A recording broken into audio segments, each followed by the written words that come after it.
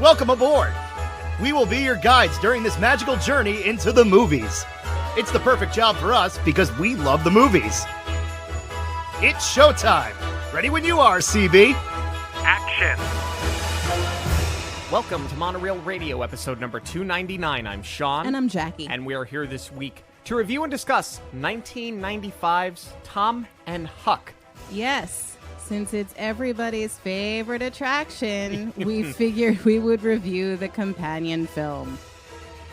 Tom Sawyer Island is like that old t-shirt that you stopped wearing years ago.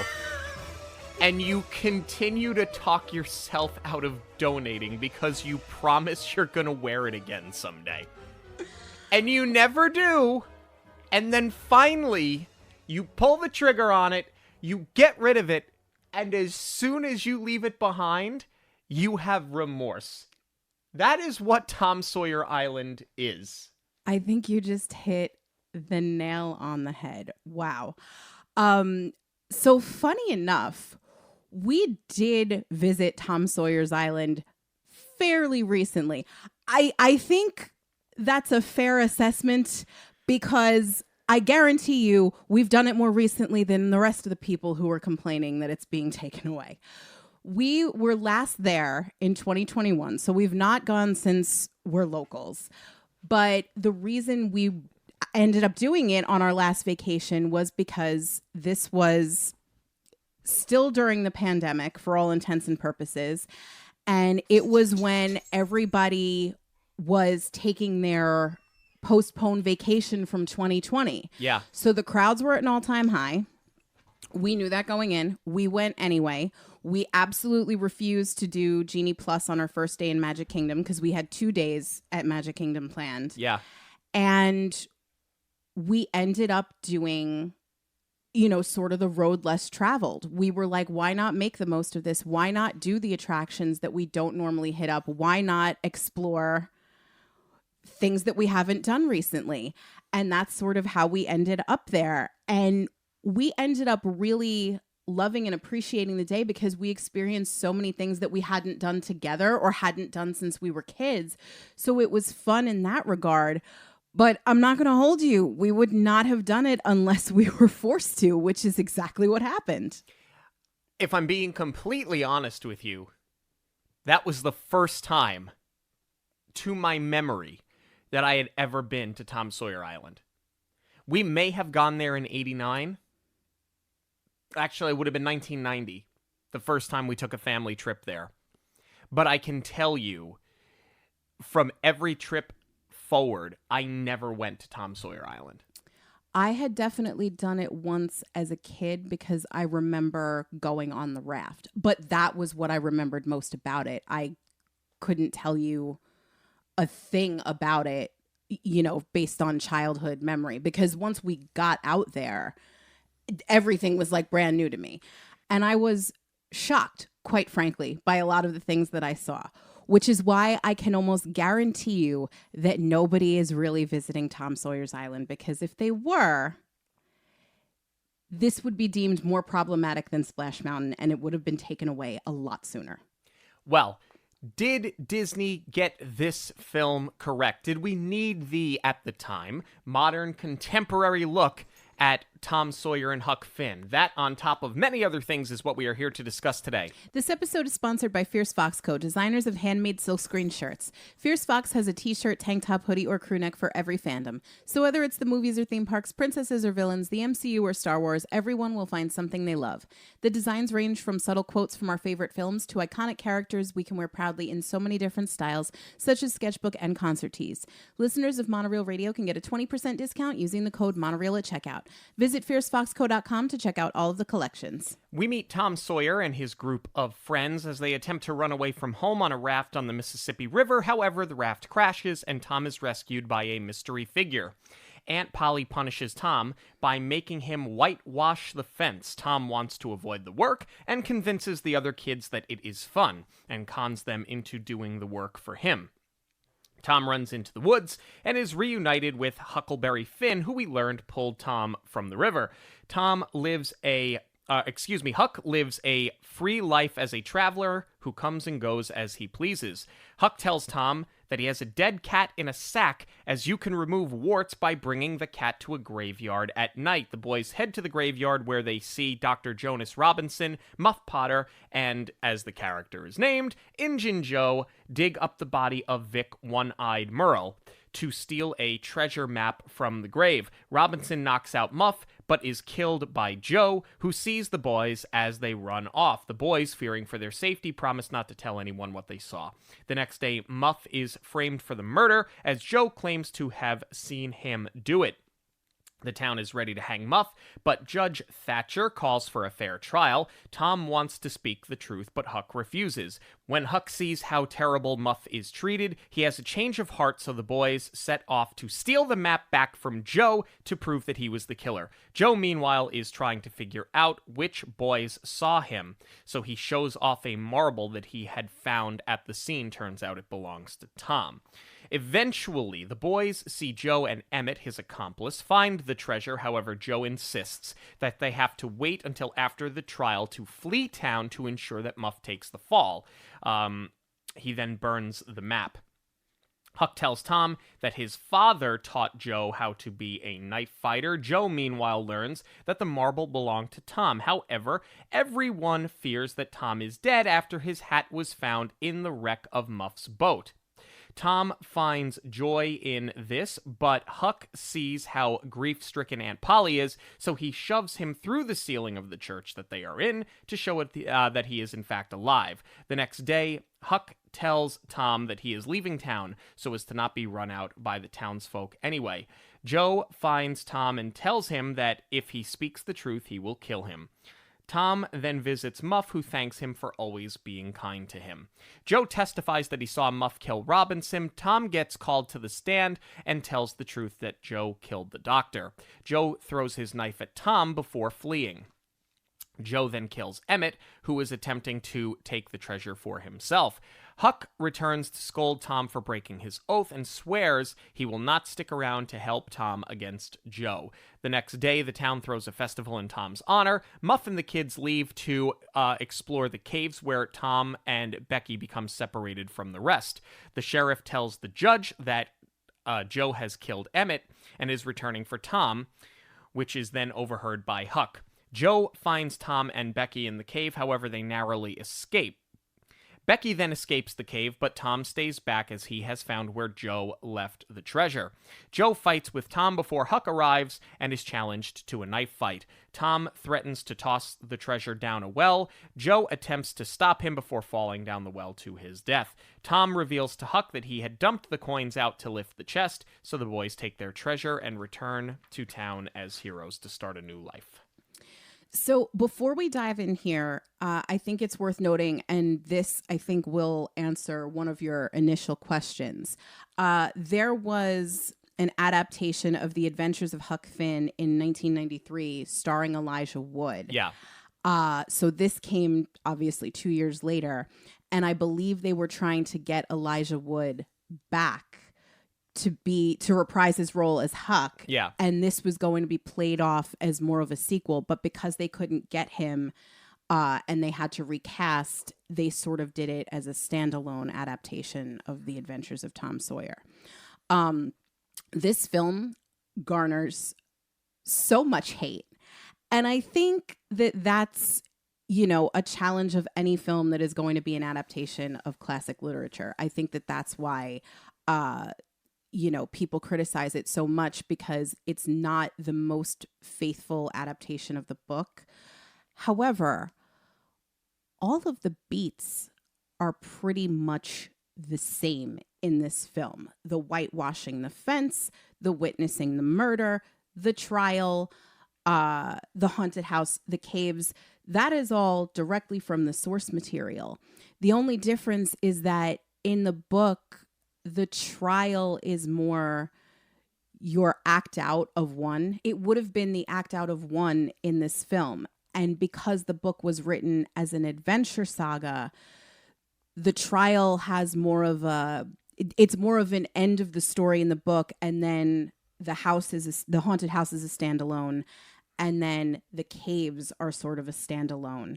And here, where they Disney-fy everything, they use Muff Potter's trial as the through line for the entire story instead of breaking it out into separate vignettes. But other than that, and other than, sort of stunt casting with the two most popular child actors of the time, I think it's pretty close. But as we talk through, we'll discuss whether or not, some of these choices were the best ones to make. I mean, look, it's fairly close to the source material. Joe dies in the cave.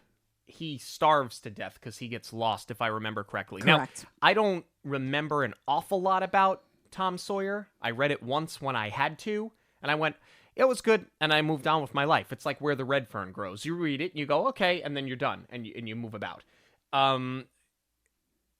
But, I mean, look, let me just get this out of the way. Look at the casting, folks. Of course this is a product of its time. But Disney knew what they were doing. They had JTT under contract doing Full House. Home Improvement. Other than, well... You love Home Improvement. Well, what kind of Freudian slip was that? I'm Freudian slipping to next week, so there's a tease for something special coming. Other than Tim Allen, he was the breakout star of that show. So, obviously, he had done Lion King. We know he's later going to do the Christmas film. Jingle All the Way? No, I think it was Please Come Home for Christmas. Yes. Jingle All the Way is Sinbad. Yeah. That's my bad. No, yes, Jingle All the Way was Sinbad. All right, so get off me. I knew it was like a popular song title. Yeah. Yeah. JTT, Jessica Biel, across the country. Yeah. By the way, decent film. We did a review on it. I'll put it in the show notes. I like that movie a lot, but be that as it may. If you had to know, which frankly is why I never even watched this as a kid. I watched this for the first time like a year ago because I was in the nostalgic feels and I said, oh, this popped up as a suggested title on Disney Plus. Let me give it a shot. And it reminded me of when I saw the movie poster as a kid, why I went, yeah, I'm not going to watch that. As much as I loved Home Improvement, I went, I already know what this is going to be. And frankly, that's exactly what it is. But I think for what they were trying to do in a time where, 90s chic is a thing. I think that for the target demographic, I think they sort of did it the right way. But let's get into it and start dissecting exactly what that means. Yeah, I would agree with that because Tom Sawyer, this is the quintessential coming of age film because, it starts off with him causing mischief. And that mischief eventually leads to him having to make some very adult choices because by happenstance, he is dragged into, a very adult storyline. So I think that they kept the faith as far as the coming of age aspect of it. But the Disneyfication of this film really comes from leaning into that buddy story and, one character trying to keep the other on the straight and narrow. It very much reminds me of the Corey and Sean relationship of Boy Meets World. But let's get into what we actually get on screen in this film.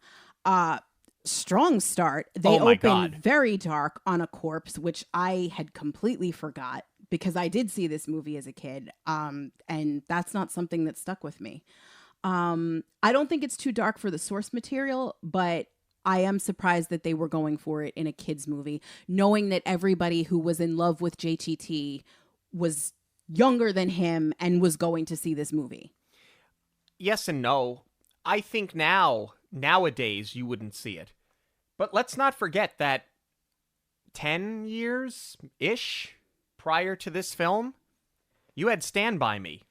The entire purpose of Stand By Me is to find a corpse of a child.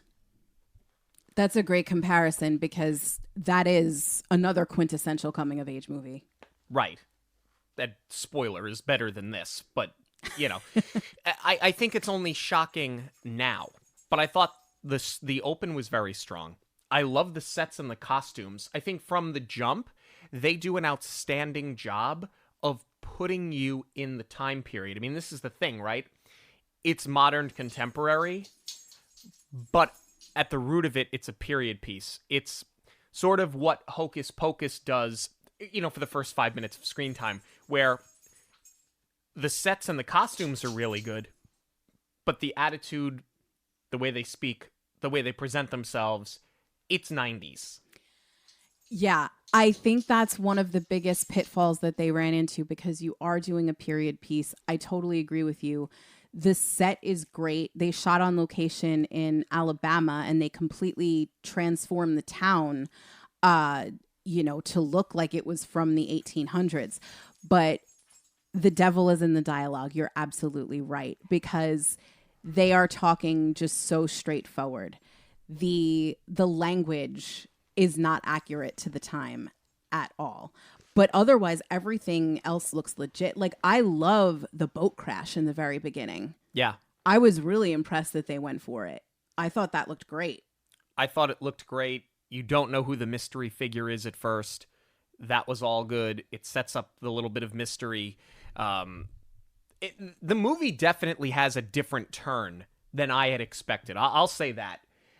Even having known the story of Tom Sawyer, this is not exact. Honestly, when I saw as a kid, and even when I sat to watch this in my late 30s, I went, oh, Brad Renfro and JTT, it's just going to be punk kids causing mischief to the tune of Tom and Huck. The movie does not take you in the direction that you think it's going to. That zany, wacky 1995, we're in trouble. It doesn't take you there. Exactly. Even the first time that Tom gets in trouble, I actually like how they took liberty with the iconic painting of the fence.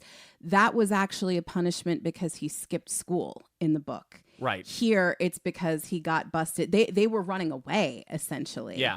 And because the boat crashes, he's got to return home. And when Aunt Polly finds that out, this is his punishment for it.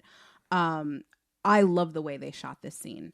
I love how they are able to really stretch that shot out so the fence feels very long. I think that with adding a child actor each time, this had the potential to be a continuity nightmare, but I think it actually looks great in the way that they shot it. We just don't spend enough time with Tom here. We see him convince the first kid and then they do it as a montage. I feel like you lose a lot of character development to show how worldly he is, using reverse psychology to dupe all these kids into doing his work for him. Yeah, I think the implication is that it's Tom Sawyer. You get it. Exactly, because they're rushing to get him into the woods to reunite with Huck. I would agree. But I think when you do get the two of them together, honestly, I thought they built the relationship between Tom and Becky better than they did with Tom and Huck. And I think it's just because, as previously stated, you get it. I'm going to put a pin in Becky for right now. I go back and forth with Tom and Huck because this has a lot to do with sort of losing the character as written in the book. Tom is worldly and street smart in his own right. He is a schemer. He is a troublemaker. And I feel like Huck constantly knocks him down as if he's not on the same level as Huck, just because Huck is living outside and Tom has a roof over his head. There are times where Huck is just dislikable. And I don't know if it's that he was written poorly. I don't know if it's that the performance that Brad Renfro gave is just... I don't want to... It's such a stupid word to call it punky. too... I don't have a better word for it. He's too punky. He just seems like a punk kid who should just be in trouble all of the time. There's a quality about this that's just not working. And I don't know if it's the writing, if it's the performance, if it's both. Honestly, I'm going to disagree with you there. I think it's because Brad Renfro is carrying the weight of the scene and JTT is not on his level. Interesting. I don't buy the back and forth from them. I get that the relationship is that Tom sort of looks up to Huck because Huck does have more experience out in the real world. And, you know, when we meet Tom, he's trying to escape this life. He's trying to run away, and Huck has already done that. And Tom is sort of envious of him. But that's where I feel like Huck looks down on Tom because Tom wants what he already has. But I get that more from Huck than I do from Tom, who wants it. And I think that's the problem where it falls apart. Circling back to Becky, I like the bit where we first meet her, where he comes to school late. I don't know if you caught this. The teacher smacks the girl in the back of the head. Yeah. At the beginning of this scene. That was my mother's go-to move, by the way. When my brother and I would mouth off, she had a wrist shot like an NHL player. She was so good at it. I mean, you couldn't react to it. But that was her go-to move, the little on the back of the head. Okay. Well, who knew this movie was going to be so educational? But we do get more classic Tom Sawyer, right? Where he uses the reverse psychology of, you wouldn't make me sit with the girls now, would you? And the teacher, quote unquote, punishes him by having him sit next to Becky. And I love that he thinks he's got the upper hand here, but Becky now outsmarts him by giving the apple to another girl and making her think that Tom gave it to her and he's crushing on her. And she totally sets Tom up. So that's great.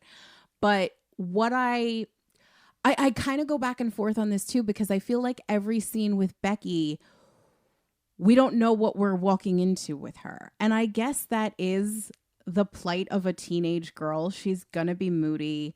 She's going to act differently around her crush each time. She's going to play hard to get. But like one time we have a nice Becky who actually cares about Tom's well-being. The other time she pushes him in the lake. I feel like the pushing him off the bridge, I honestly don't remember if that's a moment from the book or not, but I remember very specifically that was a trailer moment for the promotion of this film. And I really think that that's the only reason the scene is in here. I thought that their introduction to each other was good. I agree with you. The back and forth, the wishy-washy, you don't ever know what you're getting with her. And I wonder if part of that is because this film it's an amalgamation of many different stories, and they're trying to shove everything into 90 minutes. As to whether or not they did that well, we'll discuss that later on. What surprises me more than anything else, I understand why they would cast Rachel Lee Cook, because she was very much up and coming at the time. Mm-hmm. But in the scenes where the two of them, her and Jonathan Taylor Thomas, when they're standing next to each other, she is considerably taller than he is. And I went, well, is it just one of these things where, you know, they're adolescents? Did she just hit a growth spurt? But because he's still, I believe he's under 6 foot tall. I think he's not a very tall person. Right. So I wondered is this just a growth spurt or what the deal is? No, she's 2 years older than him. And she looks older. Especially at that age. Right. Girls mature a little bit faster. It's going to look like a huge difference. I agree with you. I'm surprised that they would do that to the actor to make him look short. You know, it's like common knowledge that RDJ wears the lifts in his shoes, especially in Iron Man, because Gwyneth Paltrow is so much taller than he is. But you would think that they would have done a little something to give him a boost, at least in the scenes with her. Or just cast a younger actress. Cast another actress who, say, was 13 years old instead of casting one that was 15 years old. No shot at her. I mean, she's fine, and I think that the two of them together are very good. But it was something that it didn't really dawn on me until the second time we watched it. I'm like, she's got to be 6 inches taller than him. No, it stood out to me like a sore thumb the entire time. I want to circle back to something that you said, though. Just as far as where it sort of feels clunky, because I was wondering if maybe they did like a scene restack, because the Becky sequences between her being sort of hot and cold towards Tom, I thought maybe they moved some things around. Or maybe this was an example of a film that sort of got rewritten in the edit because things weren't working and they, shuffled it around to maybe strengthen that storyline. But I realized that because they're tying everything back to Muff Potter and this trial, and they're holding the trial until almost the end of the film, this did have to be very carefully planned out as far as the scene structure and the order. Because now we go from Tom's childlike problems to his real problems because they witnessed the murder. I like the set of the graveyard. I like the tone. I like that it's dark. I like that you can sort of tell that Muff is being dragged into this already against his will. He's the town drunk. He's a hired hand for the night. Yeah. And he's just going to go along with it because he needs the money for his next bottle of booze, right? So I think all of the ingredients are there. However, they could have blocked this murder so differently so that these two were not but a foot away from Joe as he is stabbing the doc. We don't need to see them there because we know they're there. Yeah, hiding them behind a distant tree would have sufficed just fine. I mean, they're literally on the other side of a wrought iron fence behind some grass. That I have that note here because it's not the only time that it happens. Yes! They are so bad. For two kids that have been good at hiding, especially Huckleberry Finn, who has been a successful runaway that has evaded everybody, these kids are not good at being incognito. And we also get a little backstory that he has a history with Joe. So why are you continuing to stand there? It's not even like they are crouched down properly behind two headstones where they're concealed. They are just out in the open. And then Joe throws Doc Robinson into the fence, goes back for Muff's knife, stabs him. I mean, they are, I think 2 feet away is very generous. Forget even if they are concealed or not. Joe would be able to hear them. And see them. Yes. Because frankly, they are lit. The actors are lit better than Robinson is. I mean, I get that because you don't want to show the actual stabbing. And most of it is done with a cutaway anyway, but you don't want to highlight what's actually happening. But it's a great scene. Otherwise, it's great. They really went for it. It's brutal. And I appreciate that. But, it's so startling how Joe doesn't see them. As the audience, it is startling. Yeah, it's insulting to the audience, really. And they had so many other options as to where to conceal these two. Be that as it may. They run off. Now they struggle with, do we tell the truth? Do we not tell the truth? Tom wants to. Huck says no. They have a blood oath over it. We're never going to say anything.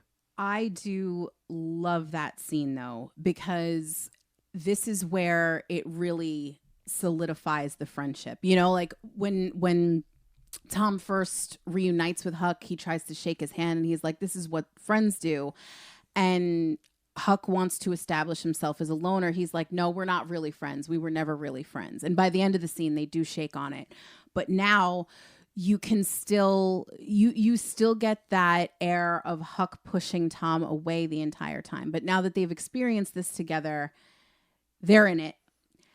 And I don't think that Huck still fully trusts that Tom is going to keep the secret, because in his mind, he's on the straight and narrow. He's going to school. He's going to church. He's going to do right by Aunt Polly. And he doesn't fully trust that he's not going to squeal. So there's a moment where Huck fully lets his guard down with Tom because he can't write, and he allows Tom to sign his initials for him. And Tom explains it's H for Huck, F for Finn. And there's just this really great moment where he's so vulnerable. And I love it. And like, this is where I start to buy the friendship. And we get back into town, and everybody's just ready to hang Muff. They assume that he's done it. Joe tells them he watched him do it. It's Muff's knife. I don't know if this is like a movie trope per se, but I feel like this happens so often where something horrible happens and somebody is accused. In this case, it's a murder that somebody is being accused of. And the townsfolk are all up in arms about the murder. But then when it comes for the punishment, it's like, yeah, hang him. They're all too excited to do it. Yeah, you're criticizing someone for a death and responding with more death. Well, there's something to be said, an eye for an eye. I can't say that I necessarily disagree with the notion, but not before a trial. Exactly. Which is what we get when Thatcher says it. He's like, why hire a new judge if we're not going to put people to trial? Right. I thought that it was great. There's a lot of really good writing in this moment. I thought that was a great line. I think that they sort of play on the idea that these people are disappointed that there's going to be a trial, and they sort of do it for comedy purposes. But there's some really brutal dialogue that happens once Muff is in jail, where the sheriff says to him, no one's going to miss you when you're gone. Yeah. It's such a great line. And I think it also references Huck's character because his father was also a drunk. That's from the source material. They do establish it in the film. And, I think that's why Huck does have what you're calling this punky attitude, because everybody feels like they're better off without his drunken father around. That's the attitude towards Muff. So Huck's attitude is, well, I'm going to leave them before they even have a chance to miss me. And if nobody cares anyway, good. I don't care either. It's taking the ball and going home. But I think that that's definitely an important line to include in there because there is such a parallel with how Huck is feeling. So now, peppered in there too, you get the engagement scene with Becky to sort of break up all the heaviness. And Tom is feeling really guilty because he obviously knows the truth. Muff is in jail. He's going to hang for it. And this is where Tom starts doubting keeping the secret, which I do think they did a really good job of showing how conflicted he is throughout his story arc. Yeah. But what I bump on in this scene is this is where we get the hot and cold Becky. And she apologizes for pushing him because now she's, walking the balance beam over the bridge. And she apologizes for pushing him in the other day, which, okay, that's the right thing to do. And maybe because it's her crush, she wants to make it right. But then she goes, you can push me in if you want. I feel like this would have been so more effective if she asked why he didn't push her in. And then she realizes, oh, he's not having a good day. He feels really bad. Instead, it's, you can push me in if you want. No, I don't want to. Oh, what's wrong? And this is, again, where it's, the dialogue could have been, forget that it's not even period accurate. It just could have been so much more nuanced. Agreed. And you at least have two people on the screen that can pull that off. Yes. They're both accomplished talents at this point, both JTT and Rachel Lee Cook. Let's talk about the fake death, though, because everybody now thinks that Tom is dead. Right. After his hat has been found, because Tom and Huck go to watch Joe and Emmett. They're trying to track down the treasure map. They take Muff's raft. They crash it. Well, that is an important part to the story because this is where Tom was having doubts about telling. Huck got mad at him and he was ready to leave again. But instead of Tom telling the truth, they're taking it upon themselves to prove Muff's innocence. And this is, again, a change from the book because you get the haunted house scene. In the book, this would have been all after the trial. This is where I think it was such a great choice to use Muff as the through line because it becomes a story, you know, very classic adventure story, very Pirates of the Caribbean. Sometimes you have to do something wrong to do what's right. In this case, they are trying to steal the map and later the treasure, but they're doing it for the right reasons. So as far as this being, you know, a coming of age brotherhood story, I think it's a very strong choice to have the two of them carry it out in this way. Yeah. I think this is where playing with the idea of taking all of these books and cramming them into 90 minutes, this is where I think it actually works. I agree. I think that making the trial the through line throughout and peppering in other adventures, but they're all related to the trial, though. Yes. So it makes sense that you're going to get all of these beats, that you're going to touch all of these different books and vignettes and whatever you want to call them, and make a cohesive story. They did a really good job of it. Right. And circling back to what you said about the funeral, that is from the book, but the storyline is just that Tom and his other friends run away. I'm not even sure if Huck is one of those friends. They run away and then they think it's funny to go back and watch their own funerals because they're all assumed dead. So they all go.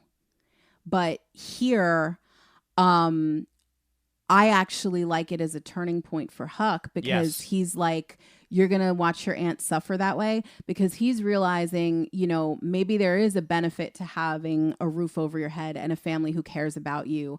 And he recognizes that Tom does need to go back to that, even if it's putting himself at risk, because he's still not convinced that Tom is not going to squeal. It's the start of a very strong character arc for Huck.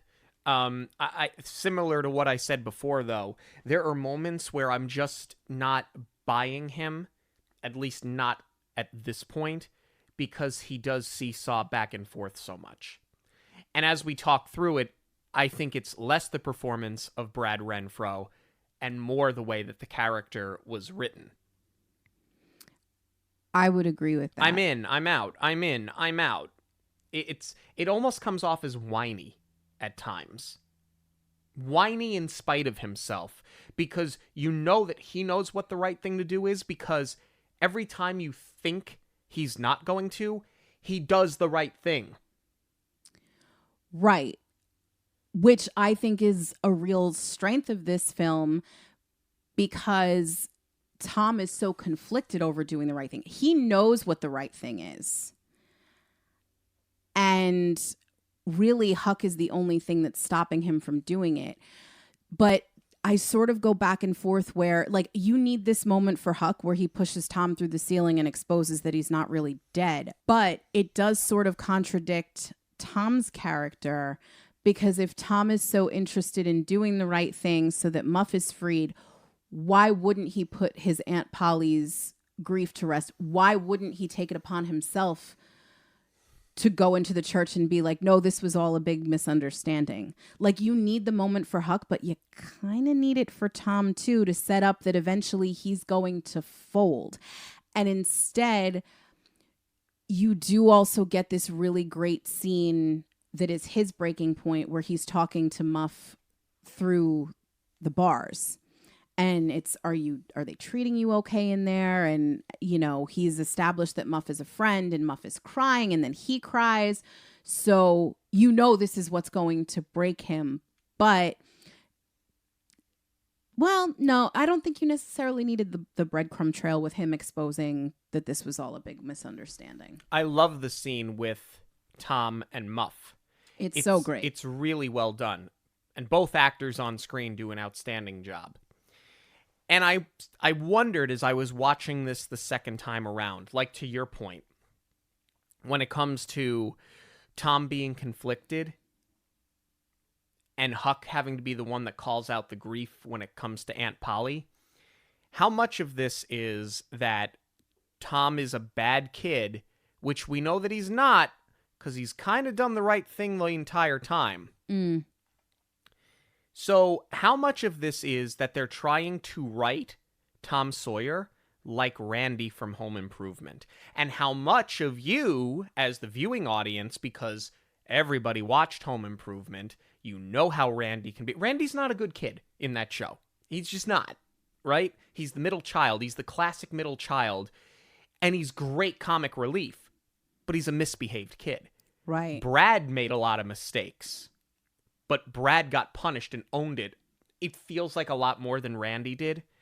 So how much of this in your mind is you watch him do this and you just associate him with Randy?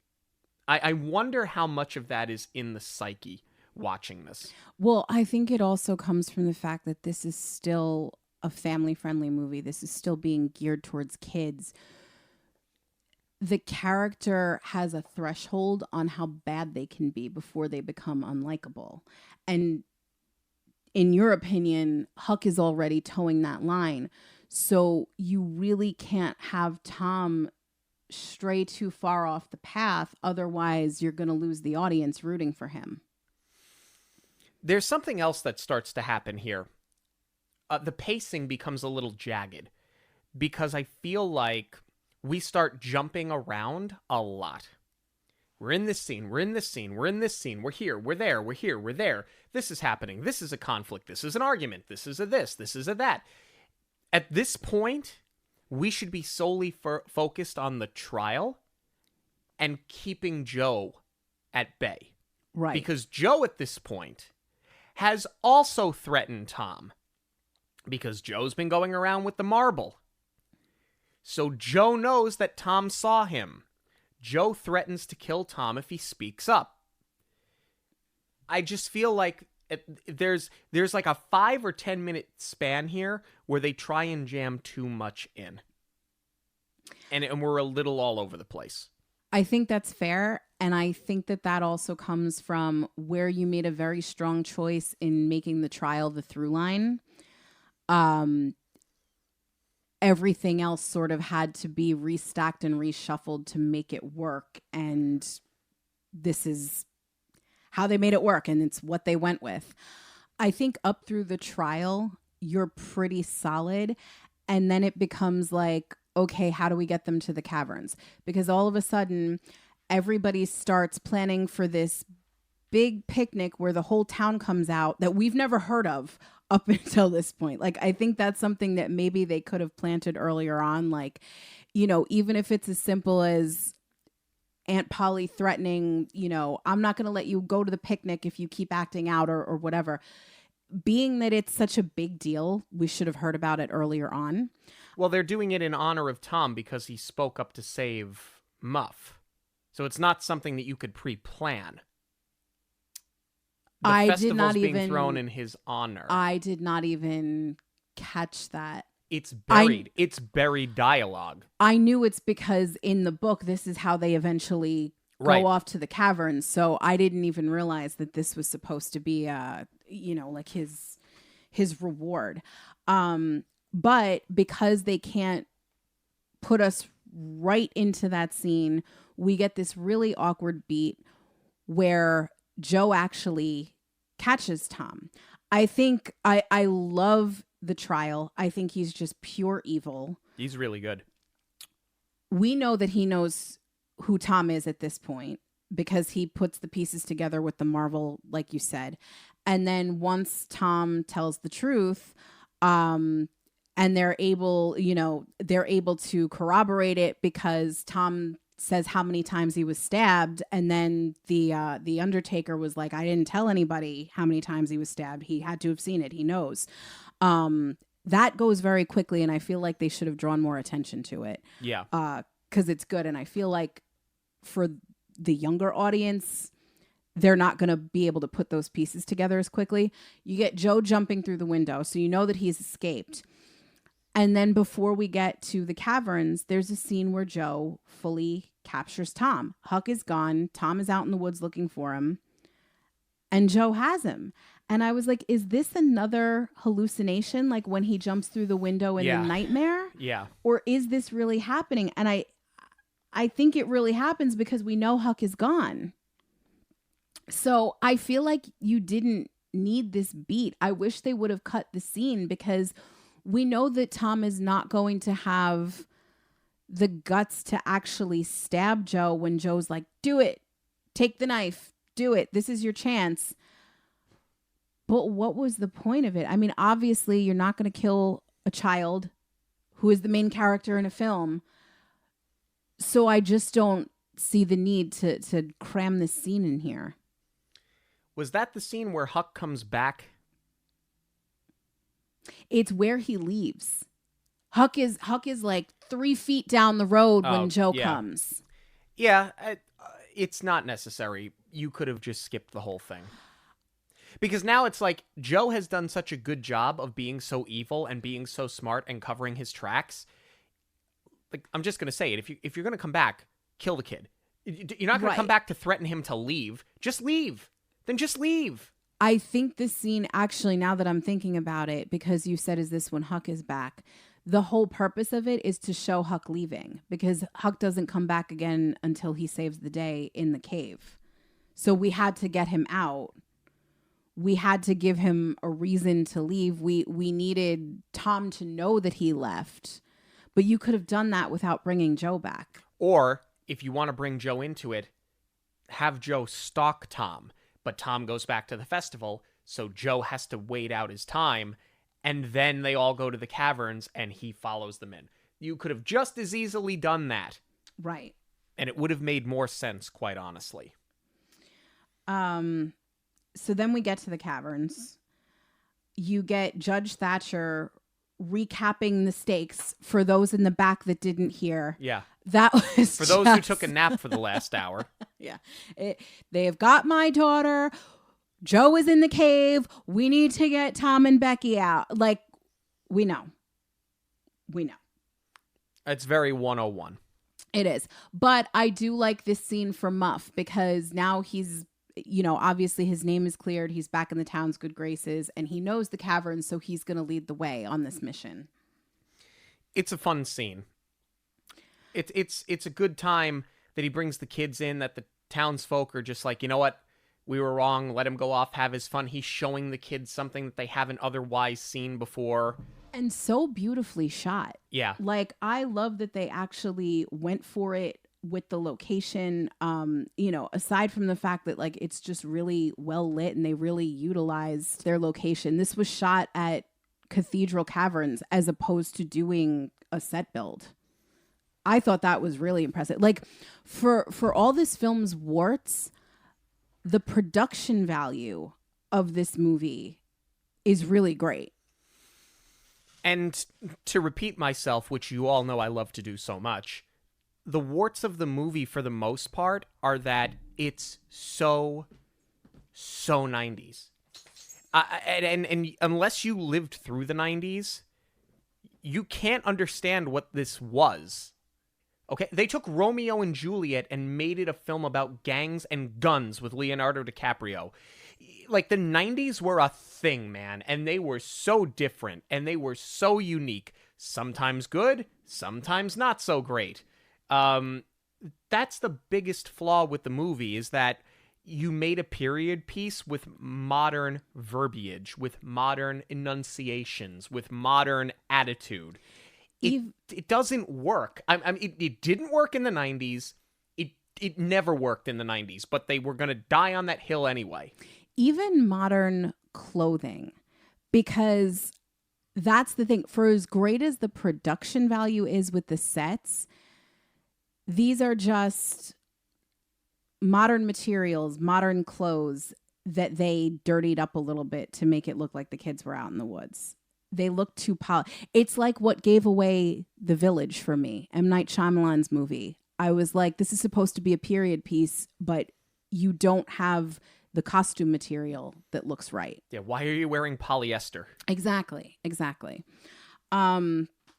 Speaking of weak sauce, The Last Stand with Joe is pretty bad. I love outsmarting him, that Tom dumps the gold and gives him the empty box while he's going after Huck. But then when Huck jumps in to help Tom, Joe slides over the sandy floor, but you would think there's grease on it, the way that he goes all the way from Huck's back against the wall to the cavern in the ground. Yeah. That was pretty bad, as is the CGI when he falls. It's still better than most of the CGI they're doing today, though. Yeah. Which is really just a commentary on Disney CGI, which you all know how we feel about it. The problem is it's too quick. Yeah. You get all the way here for it to end so quickly. I'm fine with how it ends. I mean, yeah, Joe does a full risky business to get to that point, which defies physics and logic. But it just ends too quickly. I mean, well, what was your alternative? Showing him starving to death over the course of how many days? I mean, I'm okay with the change from the source material because you have to give us an action-packed climax for this movie. But there's not enough of a struggle. They jump too quickly to Tom outsmarting Joe. I mean, we've seen cave-ins. That's how Tom and Becky get separated. Who's to say there's not a cave-in and Joe gets stuck? And you can sort of stay true to the source material without watching him starve to death. Right. If it's just in like a smaller area where there is no back way to escape from. Correct. Yeah, I'll buy it that he's just down there and the town's going to let him rot for sure. I'm wondering how much of that was them leaning into the location, because where the CGI is bad and they give the hole in the earth like real depth, you can tell, but there is still a cavern there. Like you can see into it, because when they go back up to Tom and Huck, the camera is facing like the cutoff where the bottom is. Like you see into the hole, and then they tilt the camera up and they sweep it back up to Tom. So there is depth there, and I'm wondering if they were just sort of handcuffed to trying to lean into their location a little bit, and maybe there was too much of a liability having all of the actors. You know, you can't have like full-blown fight choreography if you are, you know, dangling over the edge of this thing. There was also a time, you want to talk about tropes, where the villain falling off a high something was the way to die. Gaston, the Joker, Die Hard, that was a thing, was we're going to take you from the highest point and you're going to fall to your death. It was a thing. Yeah. No, you're right. You're totally right. Do we have any more notes on the plot here before we move on to the cast? No, I mean, the ending is just what you expect it to be. And that's, you know, source material aside, they just tie everything up in a bow. You know, Huck gets adopted. I could have done without Tom going back to to Huck's former dwelling and, hey, who are you? Just because Huck's hair is slicked back. Yeah, you got a haircut. Are you kidding?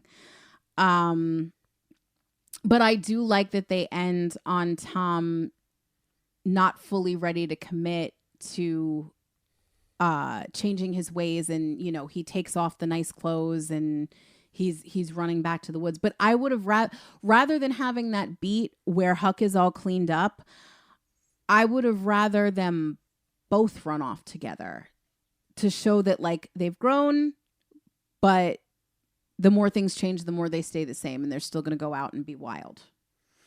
All right, let's talk about the cast here, starting with Jonathan Taylor Thomas as Tom Sawyer. It makes sense that you would cast him. I think the casting makes sense for the movie they made. It made sense. I don't blame Jonathan Taylor Thomas for this. I think Jonathan Taylor Thomas played the Huck Finn that the 90s wanted. You mean the Tom Sawyer? Yeah, what did I say? Huck Finn? Tom Sawyer, whatever. He was the Tom Sawyer that the 90s, specifically that the 90s Disney wanted. They wanted the Tiger Beat kid that was super popular to be mischievous. And that's what they got. And, you know, putting aside the fact that he was on Home Improvement, the way that the character is written, to your earlier point, it feels very sitcom-y. I don't think that it has to do with your subconscious knowing that he's Randy. I think it has to do with they are shackled by, you can't make this character too bad and do really bad things without the audience losing it, or without the audience being able to root for your lead character. So I think that that's one of the problems in the writing. The other thing is that I don't really buy it from JTT. I buy it for the painting the fence scene. I buy it when he's crying and legitimately concerned that Muff is going to hang. But as far as everything else that he does with, you know, being engaged once before, or what their childlike view of engagement is, with trying to steal the map from Joe, or wanting to be like Huck, I don't get bad boy enough from him. I get exactly what they wanted. They wanted to make a modern contemporary Tom Sawyer, and he gave it to them. This is the third film that we've reviewed that had Jonathan Taylor Thomas in it, and suffice to say, we like Jonathan Taylor Thomas. I don't blame him for the fault of this movie. I think that this is a 90s Tom Sawyer punk rock movie, and I think he gave them what they wanted. I think they also, and this is like... Now, I would have liked to have seen them do more of a period piece. Maybe and I think he could have done it. I think he could have handled a straight period piece.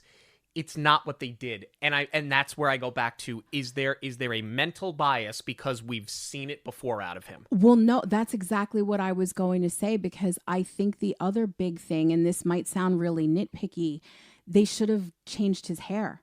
Because the hair is the same as we see in the sitcom. And if they shot this over the summer, when they're on break from Home Improvement, you had plenty of time to give him a different cut. You have the classic 90s bowl cut on him. And between that and that he looks too clean cut, that's also playing with your psyche, because he doesn't even look different enough from the character that you know. And then, not to mention, because they didn't do the dialogue, he sounds like Simba. So I do have a lot of trouble, even though I know how films are made, and I know that he is an actor, and I know that this is a different part, I should be able to separate it all in my mind. And I'm having trouble doing that because they just didn't. And I think a lot of it, like 90% is to blame on the writing. 10% I would say is because he didn't, JTT wasn't versatile enough to change it up. And I don't like being that critical of a child actor, but I think that there were small changes he could have made so that he was not a carbon copy of the Home Improvement character. or so that it didn't feel so sitcom-y. That's the problem. I think he was too locked into sitcom timing for comedy. Brad Renfro plays Huckleberry Finn. And I'm still back and forth on this. Similarly, I don't think Brad Renfro played the character poorly. I don't think this character at times is very well written. I think he's wishy-washy. He seesaws back and forth too much. He becomes predictable. It's not the actor's fault. Because I think in moments where he needed to be heavy, he was really good. Really good. I think the character could have been written better. See, and that's interesting because Stephen Sommers, who worked on the first adventures of Huck Finn with Elijah Wood, was hired again to co-write this. So not only has he written for this character before, so he understands the source material. So Huck was the more established character for these 90s adaptations. So, and I think between that and the performance, that's why it feels to me like Huck is really carrying the weight of this film on his shoulders. I thought Brad Renfro was great. I think a lot of that comes from, his personal demons because he was the bad boy. He had a lot of drug problems that ultimately led to his demise far too young at 25, which is really a shame because I think he's so good capturing this, town outcast, this brooding teenager. I would have really liked to see what those acting chops would have done as an adult. I would also love to live in a world, and I think they might have been a little bit too young when this was made. To me, I just see these characters as Corey and Sean. I would love to live in a world where Ben Savage and Ryder Strong played these parts. Then it's a sitcom. You want to talk about something feeling like a sitcom? That's a straight sitcom. But both of them had, Ben Savage was in a couple of movies before he got to Boy, and Ryder was a theater actor. So I think that they had the drama chops that maybe JTT didn't to carry this. And they would have written it like a 90-minute episode of Boy Meets World. And I would have been fine with that. And that's what they did with this. This is a 90-minute episode at times of Home Improvement.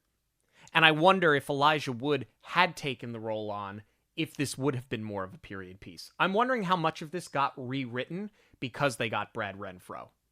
Right. Eric Schweig plays Joe. He is one of the more underrated, underappreciated villains that we've talked about in a Disney film. He's brooding. He's terrifying. He's incredibly well acted. This performance was outstanding. Yeah, just knocked it out of the park. I think he totally captures the essence of the written character, not just in the screenplay, but in the source material. And for this film, he's just terrifying enough where you don't lose the child audience. He's going to scare them. It's going to be disturbing, but I really like the dark quality that he gives Joe. And it's in the more subtle moments where he's quiet and he's just looking and observing. But then there is that moment where he yells at Tom that's really menacing. He is by far the best character in this film. You have Rachel Lee Cook as Becky. Big from the mid-90s to the early 2000s. She is one that has found a resurgence over on the Hallmark Channel, like so many of the actors and actresses from this period have. But she was great. As stated before, nothing against her. I'm just surprised that they didn't cast a younger actress. But that's not to say that she didn't do a good job. I think she was just fine. Or a shorter actress to at least balance it out a little bit. But I really like her in this. She's the only one I buy in the period costume. I think her dresses looked pretty accurate for the time, and they didn't feel like they were made of modern material. I like the performance. I like her more when she's playing hard to get. I think she really nailed those scenes where she is putting Tom down or she is outsmarting him. I like that better than their softer moments. But that's not to say, like, when he kisses her, it's her first kiss. She kind of shies up around him. I think she handled that really well too.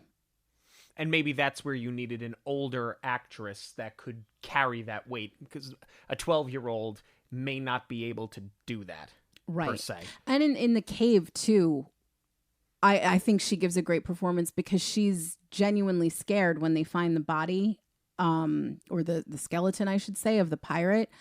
You know, that could have came off really cheesy and very acting 101 from a less talented actress. And I think that she really carried those scenes. Mike McShane plays Muff Potter. So weird seeing Keen Bean as the town drunk, but it works.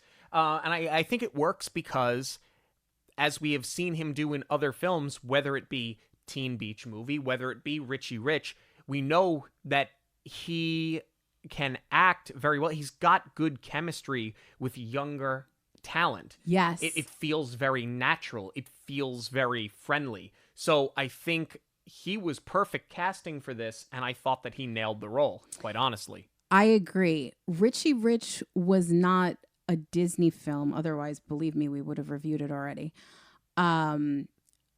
But I didn't realize that prior to Teen Beach, he had such a history with Disney and had such a really big role in a huge film. Because, even though this film is not highly regarded, this was a huge drop and a huge adaptation at the time.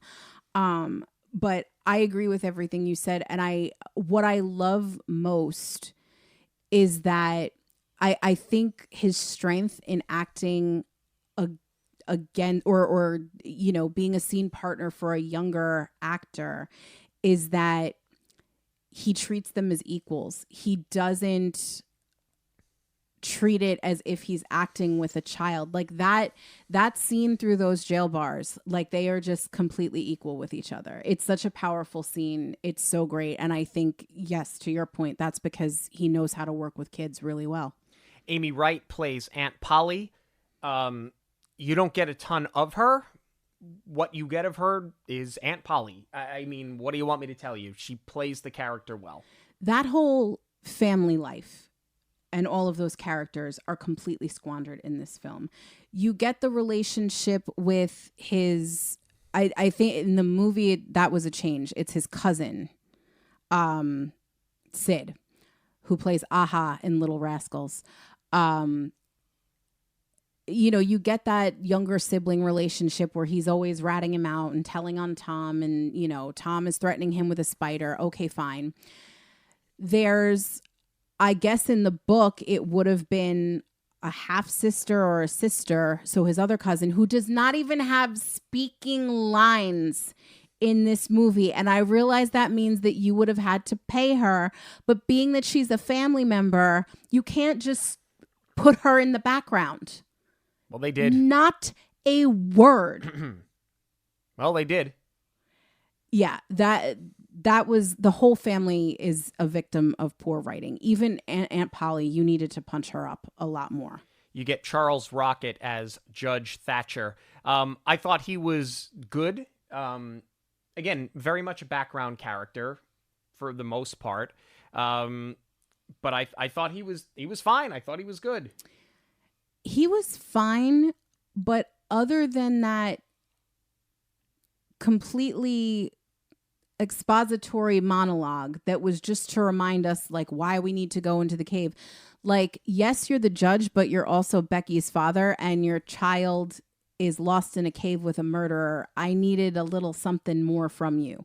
And again, that goes back to the writing, because his delivery was fine, but what about the distraught father?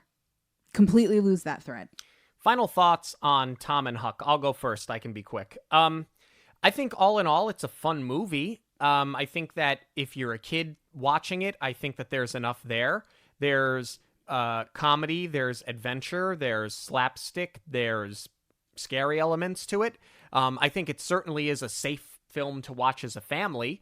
And I think that it's a way of introducing classic literature to a kid to the point that they can understand it and take it in. But it's dated. And by I mean dated, I've said it ad nauseum. This is a 90s movie. This is 90s modern contemporary. Did you need 90s modern contemporary Tom Sawyer and Huck Finn? No. Were you going to get it? Of course you were. For all the aforementioned reasons. They took Titanic and made it into a love story. That's just what we did in the 90s. But I think all in all, it's fun. Would I watch it again? Yeah, I would. I would go back and watch it again. Is it one that I'm going to race back to watch tonight? No, not necessarily. But all in all, it's fun. It's fun and it's fine. Yeah, I completely agree. Is it a great film? No. Is it bad? Not as bad as everybody makes it out to be. Is this the film or the adaptation of the book that you're going to show on movie day once you've read Tom Sawyer in the Classroom? You probably shouldn't, because I think in that case, the kids are going to take the wrong messages away from it. And, you're not going to get the overall themes the way that you should from an adaptation that is more true to the source material. But for what it is and for what Disney was trying to do, then yeah, they nailed it. They made an adaptation of Tom Sawyer that was going to get you to the movie theater with some flashy casting. And I don't think that the changes they made were some awful bastardization of the source material. You still get what you need to out of it. We are interested in hearing what you have to say about Tom and Huck. You can let us know by joining the conversation on social media on all major platforms at Monoreel Radio, or you can send us an email, monoreelradio@gmail.com. News of the week is coming up, but first a quick break. News of the week is proudly sponsored by KMV Travel. KMV Travel is a boutique travel agency that helps families plan personalized vacations and create unforgettable memories on land and at sea. If you've dreamed of setting sail on the Disney fleet, KMV Travel will help you from booking to bon voyage. When you connect with a KMV travel specialist, they will not only assist you with your cruise package, but they will also help you with your stateroom selection, pre- and post-cruise accommodations, ground transportation, onboard activity reservations, and port activity reservations. Whether you are traveling as a couple, with a family, or a large group, your KMV travel advisor will help you customize the perfect cruise itinerary for you. Visit KMV Travel to set sail now. Hey guys, my name is Mike. I listen to Jackie and Sean's podcast every week on my commute into work. So I reached out to Jackie, and she helped me put together the perfect getaway. I did a 4-night Disney cruise ship, and she was able to answer every question that I threw at her. She put together the perfect dates and an insurance plan that made the whole experience stress-free. She was able to help me with little tips and tricks, like you can get a Mickey Mouse bar delivered to you any time of the day. And I think that was a mistake, because now I put about 10-15 pounds on. I'll definitely be using Jackie again in the future. Thanks for everything.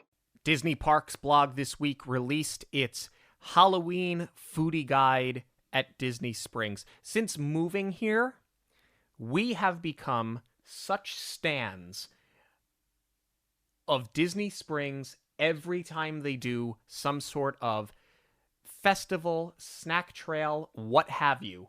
Halloween has become one that we look forward to almost as much as we look forward to Flavors of Florida. I feel like they really upped the ante at Disney Springs this year.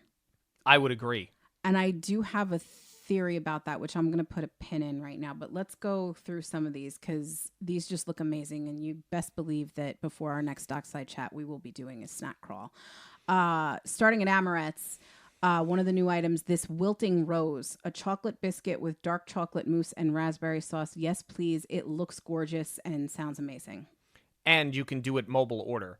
So that'll help you jump the line a little bit, which I'm very excited about. Probably I am most excited for the Dockside Margarita offering. We loved our Monster Mash margarita during this time of year.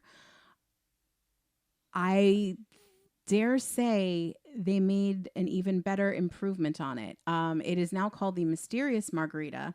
You're still getting the black cherry puree that we loved, but now they are also going with an apple profile, which I am very excited about. I think that's going to be really good. How about the Pumpkin Patch Old Fashioned over from Jock Lindsay's Hangar Bar? Maker's Mark Bourbon, simple syrup, vanilla syrup, pumpkin spice, bitters. This just sounds like the perfect fall drink. It does, but they are bringing back my spiced pear potion, and I loved that. So I'll probably take a sip of your old fashioned. You can let me sample it, because I'm going to stick with the pear because I love that so much. Okay. A couple of ice cream offerings over at Marketplace Snacks. They're doing a Mickey Pumpkin Waffle Sundae, pumpkin caramel, M&M's, soft serve ice cream. Swirls on the Water is doing the Maleficent Cone, which is going to be a black vanilla cone with pistachio purple cheesecake soft serve. I'm actually very interested in this. Yeah. This is not what I thought it was going to be, and my interest is piqued. After you had us do that Christmas nacho plate from terrible. Swirls on the Water, it was awful. a straight sugar bomb. I've kind of been turned off from Swirls on the Water, but this might be the thing that would pique my curiosity enough to go back. What I am really looking forward to, the ganachery just coming out slapping with their offerings. A pecan ganache square. Yes, please. I love pecans. I'm so excited to try that. Oogie Boogie chocolate toffee bars. These are all new items, by the way. You've got the pumpkin Mickey chocolate piñata if you want to spend $40. The Return of the Haunted Mansion portrait bars and the Hitchhiking Ghost Chiller. We have, at the time of this recording, still not got the frozen hot chocolate. And gosh darn, we're going to do it for the Hitchhiking Ghost this year. And then we've also got, they usually do a Jack Skellington square. This time it's going to be a cinnamon ganache square with Sri Lankan cinnamon and milk chocolate. Oh my God. We're going to be spending a lot of money at the ganachery, and we're going to have to sample the other margarita, the Erie Apple Margarita, which is going to be at the West Side Landing Outdoor Foods, I guess at those beverage carts that are out that way. Reposado tequila. It's very similar. It's basically Reposado tequila and apple flavor without the black cherry puree is really the big difference between this and what they're doing over at Dockside. And it's not... Well, the with the Monster Mash one, it was also frozen. Right. This one is not. This is just on the rocks with salt. Yes, please. Very excited about that. We've also got the announcement that it's going to be Hispanic and Latin American Heritage Month coming back to Walt Disney World. That is going to run from September 15th through October 15th. Okay, now I'm going to pull the pin out of my observation. I feel like in past years, at least since we have moved here, so for the past 2 years, Disney Springs has gone heavy with the Together We Are Magia festival. Yeah. And they've had a lot of offerings, and the Halloween snacks were spread more through, like there were a couple at Disney Springs and they were spread more throughout the resorts and obviously the parks. Now I feel like they're going heavy on Halloween at Disney Springs, and Together We Are Magia is more spread out, and they're doing more offerings at each of the parks, which also makes sense for what they're going to utilize Communicore Hall for. I think that's why they're doing it as more of a resort-wide celebration instead of just a Disney Springs. But I mean, they always had it at various locations, but I feel like Disney Springs had a lot more offerings for it, and this year it doesn't have a ton. I think there's like 4 things. Like the deluxe burger is coming back that we liked, the tripletta burger. Mm-hmm. I would totally get that again, but I feel like there's like 4 stops at Disney Springs, and the rest is spread out more in Epcot and at the resorts. They also announced this week that after-hours events are coming back to Magic Kingdom, Hollywood Studios, and Epcot. starting as early as January 6th, and they've spread them out basically through the month of September, scattered about each park. So obviously nothing that's going to interfere with Not So Scary, nothing that's going to interfere with Jollywood, nothing that's going to interfere with Mickey's Very Merry Christmas Party. We got to get to one of these. We keep saying it. We have to pick one and go. Yeah, I mean, we're overdue. We haven't been to one yet, but honestly, I think because there are so many other things that we have tried to do in the first 2.5 years that we've been here, that's always something that's fallen by the wayside, because there's always been a different party that we had never gotten. The Horror Nights passes. We did that this year, and we've been to Horror Nights the last 2 years, or at least I have. Hallowscream at SeaWorld, Not So Scary Halloween Party.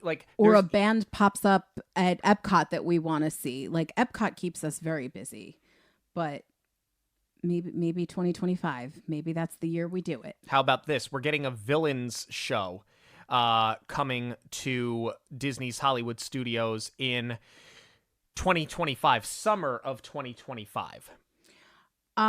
Smart. This is going to replace Lightning McQueen's Racing Academy. And we know now that we are getting a Cars Land, essentially, beyond Big Thunder. So it's not exactly an even switch, but how much Cars are you going to have? It makes sense that if you're going to replace something, that's what's being taken away. Interesting, though. They are leaning more heavily into villains. They're listening. They know this is what everybody wants. So I'm wondering if this is sort of a test run for what's going at Magic Kingdom, if they're going to, test what villains are more popular, what people are responding to. And maybe there are a couple of options for rides that they're going to use this as a way to help narrow down what they're actually going to go with. And if they are continuing to listen, save the Muppets, number one. And number two, bring back the Dreamfinder. Well, a lot of people are saying that this doesn't make a strong case for Muppets because there was the idea that possibly the Monsters, Inc. land would be going in the animation courtyard. But if you're going to replace Lightning McQueen and you just did the Little Mermaid show, it really doesn't make a strong case for putting Monstropolis there. But if I'm being honest, this looks like a big building. I don't think you have the space in Muppets Courtyard. And that is not just me wishful thinking. I think that we have to look at maps before we start crying out about what's being taken away. And a stage show can easily come and it can easily go. Yes. So there's something to be said there for that as well. Thank you so much for joining us this and every week on Monoreel Radio. Monoreel Radio will always be free, but there are many ways that you can help support the show. Please give us a rating wherever you listen to your podcasts. Join the conversation on social media on all major platforms at Monoreel Radio. Share your favorite episodes with family and friends who may enjoy them. And of course, book your next trip with Jackie. Links to everything can be found at monoreelradio.com. We all get one story. Make yours a magical one. On behalf of Monoreel Radio, we'd like to thank you for joining us. We'll see you at the movies, the stuff dreams are made of.